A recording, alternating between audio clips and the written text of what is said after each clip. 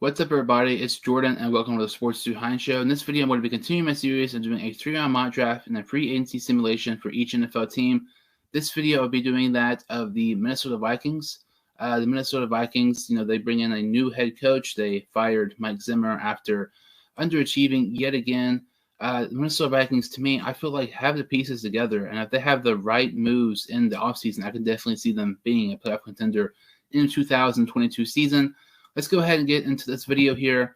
We'll be doing this free agency simulation from fanspeak.com, and we will be doing the 3-round mock draft from profootballnetwork.com.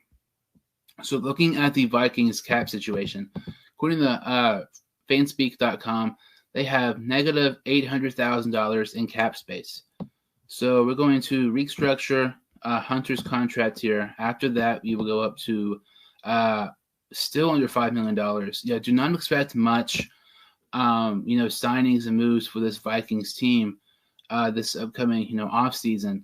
Looking at some other guys here, as we see, I would also like for Minnesota to end up cutting Michael Pierce. As we see here, that bumps them up to 12. That is still not much money at all. I mean, looking at this Vikings team, it is just crazy to me. Like, when you, aside from, Kirk Cousins, there's a couple of guys, like, Dalvin Cook, Harrison Smith, that, have more than $10 million, but I just don't get how they have, no cap space.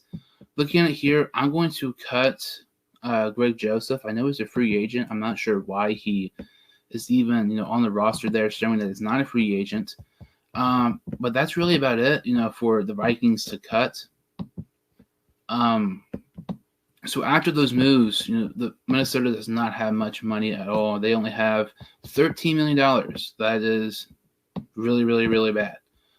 We're going to try to attempt to sign Tyler Conklin here to a 3.5-year deal. I know he's probably going to decline it. He was pretty good with, Irv Smith being out for the year this past season. Try a 2-year deal for him.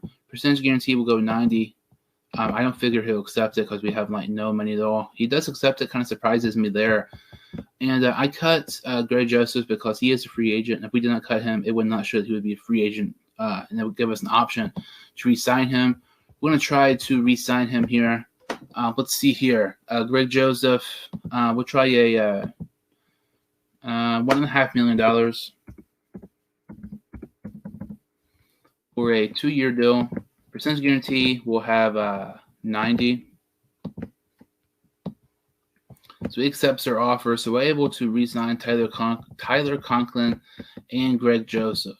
So after our re-signings, which were very, very, very cheap, we still have just around $10 million in cap space, under $10 million. So when you look at the Vikings, it's crazy because they can really use help at guard and corner, and maybe even defensive tackle a little bit too. But we just don't have money to, go after some of these guys. In my opinion, I feel like guard. There's multiple guards in free agency that intrigue me. As it goes for corners, there's a couple of nice corners in free agency, but there's also some nice corners that should probably be drafted around when Minnesota picks in the draft. Especially a guy like, Gardner, Sauce Gardner, from, Cincinnati. There's a chance he could be there in the first-round pick. But you don't want to risk it and not sign a corner and just hoping one corner falls to you at your draft pick. We're going to try, go ahead and try guard here first. There's a couple guys I'm intrigued by here. Connor Williams stands out to me. Quentin Spain stands out to me.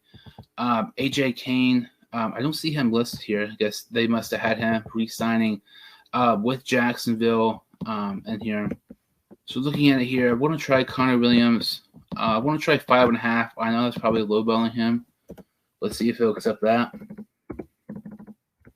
We'll try a 3-year deal for Connor Williams. Percentage guarantee will go, let's say, 85. I do not think he will end up doing that because I'm basically trying to lowball these contracts so we can try to save as much money as we possibly can. Also, like I said, they could also use defensive tackle, but they could also use center as well. They've had some troubles at center. Ben Jones is available. I like him quite a bit. We'll try him for $6 million. On a 3-year deal, we will go percentage guarantee. We'll go 80. And if both of these guys accept their offers, Minnesota will be over the cap, and they're already over the cap with these signings. Kind of crazy. We're not over. We have $800,000. That is crazy. I'm just going to go ahead and sign a couple more people. I expect Minnesota to make a couple more moves before free agency begins to kind of cut some more people to create some cap space for Minnesota, because this is just not good at all. I mean, we have spent barely over $10 million, and we're barely, barely over the cap. So I'm just going to go ahead and sign 1 or 2 more people. I know we're going to be over the cap, but I expect Minnesota to, cut some more people. I like Kyle Fuller. I like Joe Hayden. I like Stephon Gilmore. I like all those guys from Minnesota. I'm going to try Kyle Fuller here for a 1-year deal worth $4.5 million. DP accepts that. With half percentage guarantee, we'll go 90.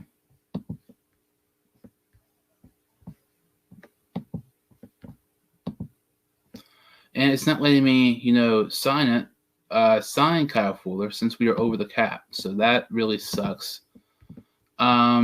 So I guess we'll just, he's not going to do it, but I guess we'll just do that so it shows that we aren't over the cap with that offer. There's no chance Kyle Fuller does that deal. I just had to do that so it would stop saying that we're over the cap. Obviously, he declined their offer. So that's really pretty much all we can do for Minnesota. I would not be surprised if Minnesota makes a couple more moves, like I mentioned, to create cap space so they avoid this situation. Because holy crap, this is horrible for Minnesota. We only signed Connor Williams and Ben Jones. And we were able to re-sign Tyler Conklin and Greg Joseph. It's not that I did not want to make moves to Minnesota. It's just we literally were not able to. We did not have much money to begin with. So let's go ahead and look at this, 3-round mock draft here, because hopefully that mock draft can be better than free agency for the Minnesota Vikings. So as we get started here with the Minnesota Vikings, let's see here. The Vikings, they have the middle of the first round pick. They select, I believe, 12th overall in the draft. If, let's see here. Sauce Gardner, I'm taking him. Corner from Cincinnati, more than likely.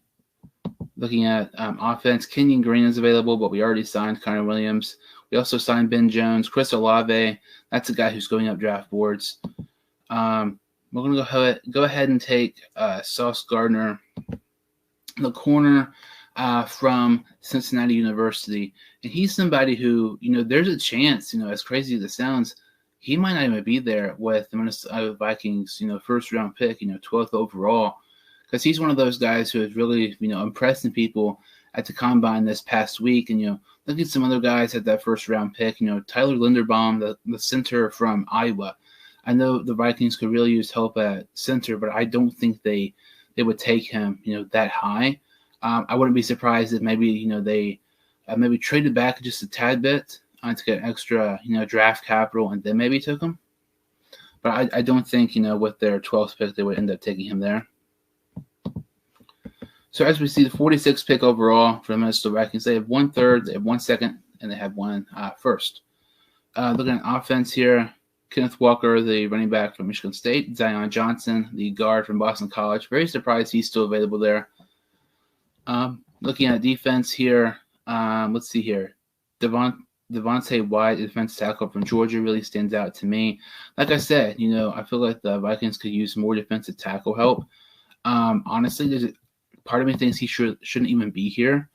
So that would be a phenomenal pickup for Minnesota. We're probably going to go ahead and take Devontae White, the defensive tackle from Georgia, with the 46th pick overall in the 2022 NFL Draft.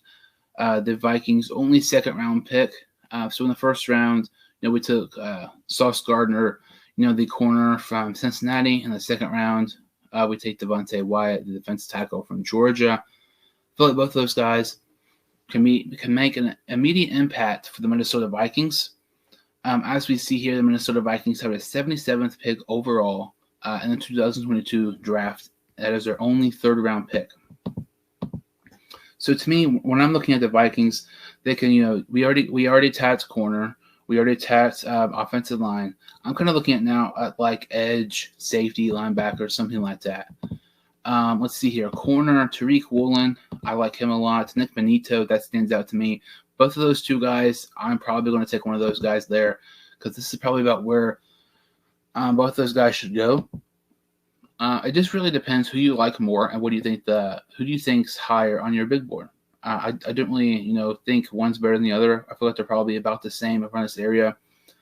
They can both make immediate impacts for this Minnesota Vikings team, but with Patrick Peterson being gone, Mackenzie Alexander probably being gone, with Zimmer, Mackenzie Alexander's been in Minnesota his whole career except for 1 year. We're going to go ahead and take Tariq Woolen. I know we already took Sauce Gardner, but I don't know. Tariq Woolen, I want to take him, but I also want to take Nick Benito because Sauce Gardner, I feel like could be great. Maybe they can get corners in the later rounds as well. Actually, we're going to take Nick Benito here, the edge rusher from Oklahoma. In my opinion, either one of those picks would be great for Minnesota. They would, have an immediate impact for the Minnesota Vikings and contribute to them not only the rookie year, but for years to come for the Minnesota Vikings. So in the first round, we ended up taking Sauce Gardner, the corner from Cincinnati. The second round, we took Georgia defensive tackle Devontae Wyatt. And in the third round, we took Oklahoma edge rusher Nick Benito. Really going defensive heavy in this, 3-round mock draft from Pro Football Network here. I feel like this, this mock draft is much better than free agency for us. Free agency, it was just really very, very bad. Just did not have much money to spend. So kind of looking at the moves I made in this video, I'm going to kind of look at the Vikings schedule this upcoming season and predict their record based on the moves I made in this video. So the Vikings, I kind of have these in, sections of 4 here, at Washington, at the Bears, at the Lions, and at Green Bay. I really feel they can beat any of those teams. I'm going to say 3 wins there. Dolphins, Bears, Lions, Packers. I feel like they could win, like I said, any of them. I feel like they're capable of beating any team in the league, but also losing to any team in the league.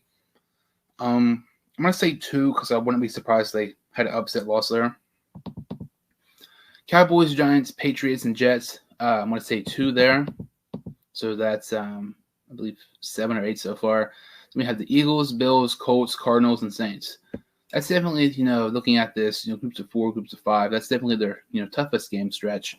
I'm going to say maybe 2 or 3. So I'm going to look at this Vikings team. I think they're capable of having, 8, 9, maybe even 10 wins. I thought that this past season, and I'm still very surprised this Vikings team did not end up making the playoffs this past year because they have all the talent, but they can just not put it all together.